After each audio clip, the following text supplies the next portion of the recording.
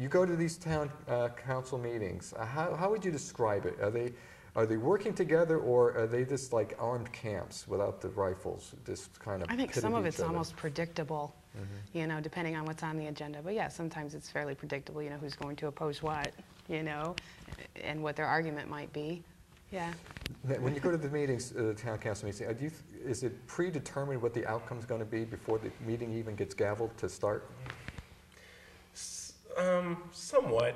I mean, unlike what I just said, how, you know, the votes in Portland could be unpredictable. They don't really vote along party lines in East Hampton. I mean, you know, it's a lot of 5-2 votes. Absolutely. You know, I mean, yeah, most of the time it is. So.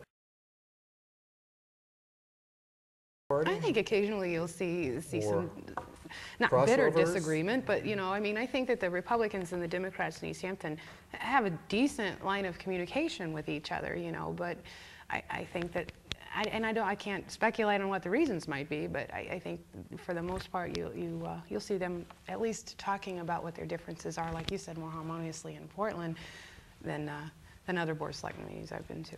Oh, really? So any theories behind that? Is it personal into stuff, or is it policy, or are these people like each other on this council in East Hampton? You never see them yell at each other once they leave the meeting. You know, so. They save it for the meeting? Yeah, that's true. That's true. Right. I don't know if it's personal or not. Like each other. I don't know if I'm ready to say that. But I think they're all, I think mature. Yeah, they're all adults. I mean, they're not, you know. But the town manager is trying to pull that together. I really do. I mean, and I think he's had to make some fairly tough decisions to try to move towards that end, but as far as his job, but I think it's a tough job for him because there's a lot of disagreement among the council, you know, and there's a lot of different personalities too. It's not just policy. This common sense would say that's just kind of a lot, isn't it? I'm just thinking out loud here, but I don't know how many commissions like maybe Middletown might have or whatever, but that's like 45,000 for Middletown. But a town of 13,000 has a lot of commissions like that, and I guess the town manager said, you know, he just came in, this fellow, and he says, yeah, this is kind of a lot, and that's why he started this whole discussion? Well, no, I don't think that it was so much the focus on the numbers, which was pointed out after the one of the council members was very upset about the discrepancies in the report, and Jeff O'Keefe, as well as Mr. Ackman, who was the consultant, said that it should not take away from the operational and organizational structures that they looked at in other towns. And the numbers is not what it was about. They even said they're not going to get rid of a commission or a board just because they have too many. I don't know. I could see it being more scaling back in services than an increase in taxes. I'm not really sure. It's a weird situation.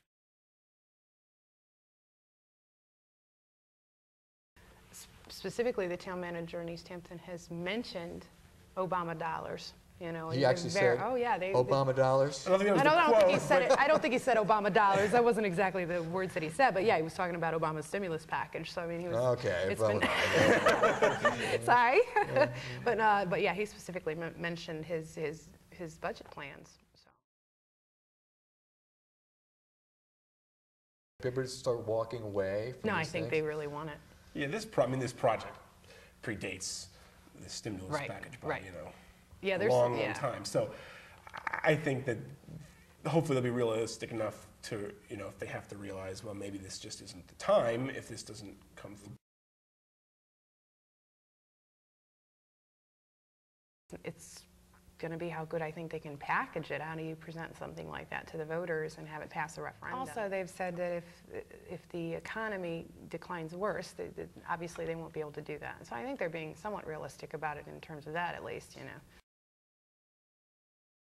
There's two very interesting sides to that whole thing. I think, you know, there's those that are like Gail Ham. Gail Ham at the recent tri-board meeting stood up and said, I think I'm in an alternate universe, because they were talking about this $51 million project. And she had some valid points because of the economy and all of this. But on the flip side, you know, Jeff O'Keefe said that's exactly why you do it, to create the jobs. So I think it just kind of depends on your policy beliefs as to which way you're going to go. Because both sides, I think, have valid points. It just, you know, depends. It depends on how you think. The same as always, we want it, but we don't want to pay for it. Yeah, it's split. Yeah. I mean, yeah, and no one's gonna go forward with a $51 million project. The money's just not there. Right. Well, from what I understand, they have it feathered in so that, you know, when one bond is up, another bond will take over, and people will see very little increase in the mill rate because of this specific project. But if you talk to the Village Center shops, yes, they would love to see it because their business is hurting. You know, they want to see the Village Center revitalized. But if you talk to, you know, single mom down here, she's going to say, of course not. I can't afford the money. I can't afford the tax. So, I mean, it depends on who you talk to, I think.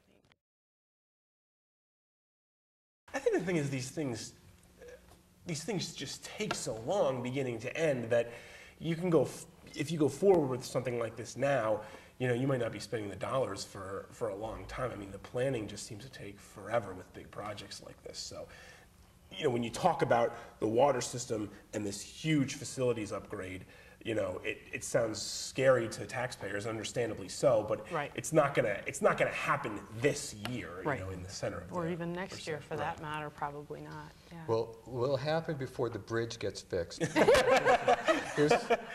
might.